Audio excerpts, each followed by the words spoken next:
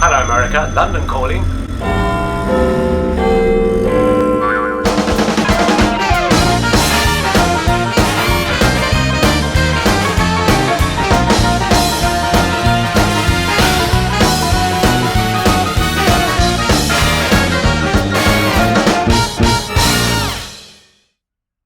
You know, there's all kinds of blokes in London. There's bad blokes, and there's good blokes, and there's reasonably good blokes. I'm here today with film director and writer Omar Ismail, actor Versha, and actor Josh Harvey from the film A Reasonably Good Bloke. So Omar, your film gets its American premiere at the Kansas International Film Festival next week. How exciting is that? It's really fun. It's very cool, isn't it? Yeah. Tell us a bit about the film. It's a dark comedy thriller set in a criminal law firm about a paralegal who loses his job, and he embarks on a reckless journey, with a contemporary of his at the law firm to wine and dine clients, criminal clients all around London with a view to getting their jobs. And as a result, they get drawn further and further into the criminal underworld, and the line between criminal and lawyer becomes kind of indefinable or unclear. The feeling and the mood of the film actually is written from experience because you're from a legal background yourself, aren't you? I used to work in a criminal law firm as a paralegal, and while I was there, the London riots were just kicking off. Well, they were kicked up a little while ago, but we'd started processing cases to do with the London riots, and a lot of witness statements stated that police were taking a long time to come out, or they were completely incapacitated, they didn't have anyone to send out. And that sort of, I've been writing scripts for a little while, and that got me thinking about a film idea based on that, because it kind of reminded me of Batman Begins, the end of Batman Begins, because it's sort of similar to something that happens at the end there.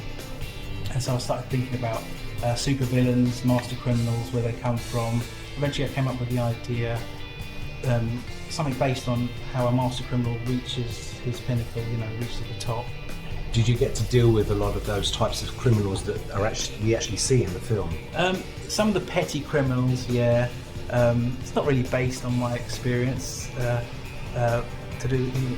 Some of the petty criminals, like homeless people, people accused of public disorder, the common assault, domestic violence, that sort of thing. You deal with things like that. Because I was a lowly paralegal, but as I said, lowly paralegal, I'm repeating that. But the top people, senior solicitors, partners, etc., they would be dealing with the more serious people that accused of more serious offences like murder and rape, etc. So I had to do a bit of research in regard to the gangsters, killers, etc. who are in. I like the fact we're talking about this just as a police car goes flying. Yeah. So, in the middle of Soho, of course. Crime is all around us. Miles, you play the protagonist of the piece, Jackie, and he digs himself quite a big hole, doesn't he? Yeah. Now, obviously, it's a very big spiral downwards with lots of trigger points through the film. How did you get your head around this? How did you prepare for that? Well, first it was just really working through the script, sort of methodically. Quite a few times, just bleeding that dry and sort of pinpointing certain points where there's a kind of a shift in gears where you can see he's going down this path, which he shouldn't be. The film itself premiered actually in the UK in Crixton in South London, in quite an urban environment, with I noticed there was a car out the front with wheels missing, for example. So obviously a very exciting theme. I think that was a garage actually. Oh, was it? So it's supposed to have wheels missing? Yeah, possibly. Oh, right, okay. Well, that's my excuse anyway.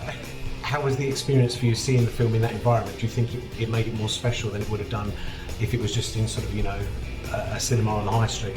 I think so, yeah, because if it would have been a more sort of generic, sort of, clean-cut cinema, then it, wouldn't have lent itself to the feel of the film. So having sort of more of an urban, sort of gritty, sort of streetwise feel to it was really great. And you were talking about sort of a car outside with wheels off. It made me think one of the extras actually came to the premiere wearing a bulletproof vest. Oh, really? Because I don't think he'd ever been to Crixton before. Yeah, this was very close to Crixton. It was Essex. And he was a bit. So he lived outside of London, so he was a bit scared of the area. And Josh, you seem so far away. Can you hear me again there? Yes, I can.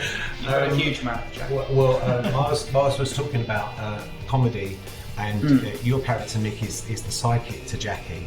Yes. And he's a bit of a wide boy, and we get a lot of really good comic moments from him.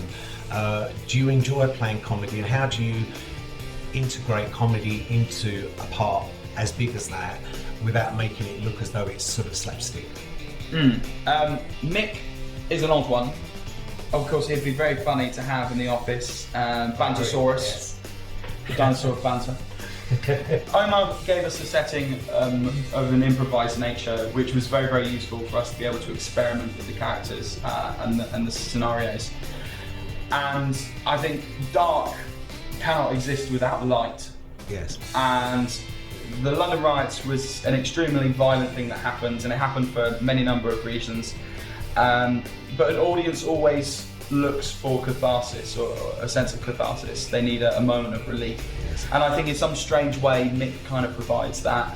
Obviously, I've got to talk about the title, A Reasonably Good Bloke. It's a very London, very sort of urban title.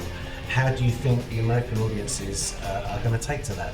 Well, it will get their attention, first of all. They're going to hate it.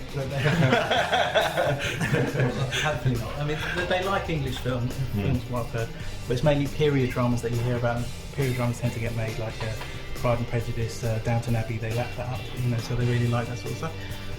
But it's been influenced by a lot of American type gangster films and TV dramas to do with criminality, such as Breaking Bad, etc.